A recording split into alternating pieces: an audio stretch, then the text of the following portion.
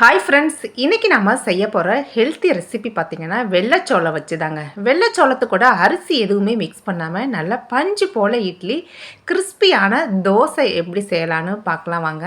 இந்த ரெசிபி செய்கிறதுக்கு 4 கப்பு அளவுக்கு வெள்ளைச்சோளம் எடுத்துக்கிறேங்க. நீங்கள் உங்களுக்கு வேண்டிய அளவுக்கு நீங்கள் உங்கள்கிட்ட இருக்க கப்பில் எதில் வேணாலும் மெஷர் பண்ணி எடுத்துக்கலாம். 4 கப்பு வெள்ளைச்சோளம் சேர்த்து நல்லா இதை தண்ணி ஊற்றி வாஷ் பண்ணிடலாங்க. வாஷ் பண்ணிவிட்டு ஒரு 10லேருந்து 12 மணி நேரமாவது நம்ம இதை ஊற வைக்கணும். வெள்ளைச்சோளம் நல்லா ஊறி வரணுங்க. அப்போ தான் நமக்கு அதை ஈஸியாக அரைக்க முடியும். இதை பார்த்திங்கன்னா இப்போ நான் அதை ஓவர் நைட் ஊற வச்சு எடுத்துக்கிறேன். இப்போ 4 கப்பு வெள்ளைச்சோளத்துக்கு 1 கப்பு உளுந்து, 1/2 ஸ்பூன் அளவுக்கு வெந்தயம் சேர்த்துக்கலாம். உளுந்தை நம்ம ஓவர் நைட் ஊற வைக்க வேணாம், நம்ம மார்னிங்கே ஊற வச்சா போதும். ஒரு 3 மணி நேரம் ஊற வச்சா போதுங்க. அந்த டைம்லேயே நமக்கு உளுந்து நல்லா ஊறி வந்துடும். இதையும் நல்லா வாஷ் பண்ணிவிட்டு தண்ணி ஊற்றி ஊற வச்சுருக்கேங்க.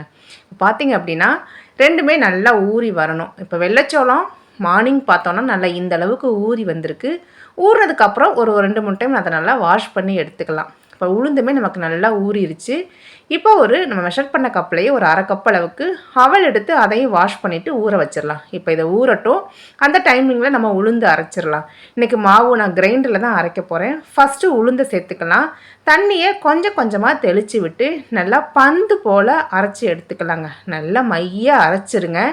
உளுந்து அரைக்கிற டைம் பார்த்திங்கன்னா ஒரு 25லேருந்து 35 மினிட்ஸ் அரைச்சி எடுத்துக்கலாம். இப்போ அதே கிரைண்டர்லேயே நம்ம ஊற வச்ச அவலை ஃபஸ்ட்டு சேர்த்து ஒரு 2 நிமிஷம் ஓட விட்டுருங்க.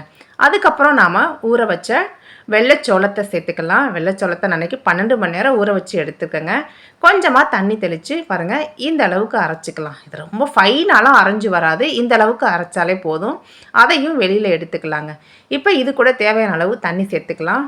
கொஞ்சமாக உப்பு சேர்த்து நம்மளோட டேஸ்ட்டுக்கு ஏற்றவாறு உப்பு சேர்த்து தேவைப்படுற அளவுக்கு தண்ணி சேர்த்து நல்லா கைகளை வச்சு நல்லா கலந்து விட்டுறலாங்க.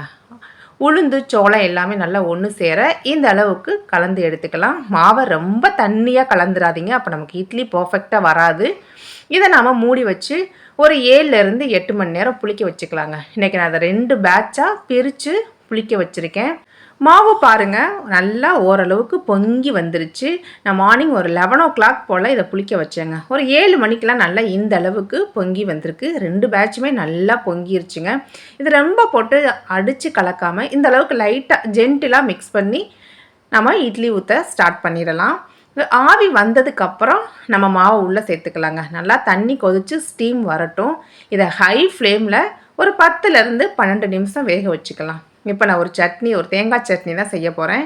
இதுக்கு தேவைப்படுற அளவுக்கு தேங்காய், ஒரு பச்சை மிளகாய், 3 பல்லு பூண்டு, கொஞ்சமாக புதினா இலை, ஒரு துண்டு இஞ்சி, 2 ஸ்பூன் அளவுக்கு பொட்டுக்கடலை சேர்த்துக்கலாங்க. இதை நல்லா அரைச்சிட்டு கொஞ்சம் காரம் மட்டும் எக்ஸ்ட்ரா சேர்த்து தாளிப்பு கொடுத்து இறக்கிடலாம். இப்போ பாருங்கள், நம்மளோட சைட் பை சைடில் நம்மளோட இட்லியும் நல்லா வெந்து வந்துடுச்சு. இது கிட்டத்தட்ட வேகிறதுக்கு ஒரு 12லேருந்து ஒரு 13 நிமிஷம் ஆகுங்க. நம்ம நார்மல் இட்லியை விட ஒரு 2 நிமிஷம் 3 நிமிஷம் கொஞ்சம் அதிகமாகும். பாருங்கள், நல்லா துணிலெல்லாம் ஒட்டாமல் நல்லா இட்லி நல்லா சாஃப்டாக பஞ்சு போல் வருங்க. ஒரு அரிசி கூட சேர்க்காத இந்த வெள்ளைச்சோளம் ரெசிப்பியை ட்ரை பண்ணி பாருங்கள். வெள்ளைச்சோளம் டயபெட்டிஸுக்கு ரொம்ப ரொம்ப நல்லதுங்க. ஹை ஃபைபர் உள்ள ஒரு ரெசிபி. வெயிட்லெஸ்ஸில் இருக்கீங்க அப்படின்னா இந்த வெள்ளைச்சோள ரெசிப்பியை நீங்களும் ட்ரை பண்ணி பாருங்கள். எனக்கு அரிசியே சேர்க்கவா நான் ஒரு மில்லட்ஸ் ரெசிபி செய்யணும் அப்படின்னா இது பர்ஃபெக்டான ஒரு சாய்ஸுங்க. கண்டிப்பாக ட்ரை பண்ணி பாருங்கள். அடுத்து இதே மாவை வச்சு நம்ம இட்லியும் செய்யலாங்க. நான் என்ன தான் மில்லட்ஸில் விதவிதமாக செஞ்சு கொடுத்தாலும் என் பசங்க அரிசி தோசை தான் கேட்குறாங்க அப்படிங்கிறவங்களுக்கு ஒரு பெஸ்ட்டான ஒரு சாய்ஸுங்க. இந்த வெள்ளைச்சோளத்தில் செய்கிற இந்த தோசை பார்த்திங்க அப்படின்னா நம்ம அரிசி மாவில் செய்கிற அதே டேஸ்ட்டில் இருக்குங்க. அதை விட கொஞ்சம் டேஸ்ட்டு எக்ஸ்ட்ரா தான் இருக்கும். கண்டிப்பாக இந்த தோசையை உங்கள் வீட்டில் இருக்கவங்களுக்கு செஞ்சு கொடுங்க. நமக்கு பிடிச்ச மாதிரி ஒரு தக்காளி சட்னி, சாம்பார், தேங்காய் சட்னி எதில் வச்சு சாப்பிட்டாலும் இந்த தோசை நல்லா டேஸ்ட்டாக இருக்குங்க.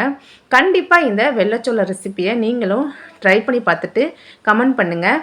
அப்படியே இந்த வீடியோ உங்களுக்கு யூஸ்ஃபுல்லாக இருந்தால் மறக்காமல் லைக், ஷேர் கொடுங்க ஃப்ரெண்ட்ஸ். இது மாதிரி நிறைய மில்லட்ஸ் ரெசிபி நம்ம சேனலில் இருக்குது, மறக்காமல் செக் பண்ணி பாருங்கள். வெள்ளைச்சோளத்தோட பெனிஃபிட்ஸ் அப்படின்னு பார்த்தாங்கன்னா ஹை ஃபைபருங்க. கான்ஸ்டிபேஷனுக்கு ரொம்ப ரொம்ப நல்லது. வெயிட் லாஸு, சுகர் பேஷண்ட்ஸ்க்கு ரொம்ப நல்லதுங்க. கண்டிப்பாக நீங்களும் இந்த ரெசிபியை ட்ரை பண்ணி பார்த்துட்டு மறக்காமல் கமெண்ட் பண்ணுங்கள்.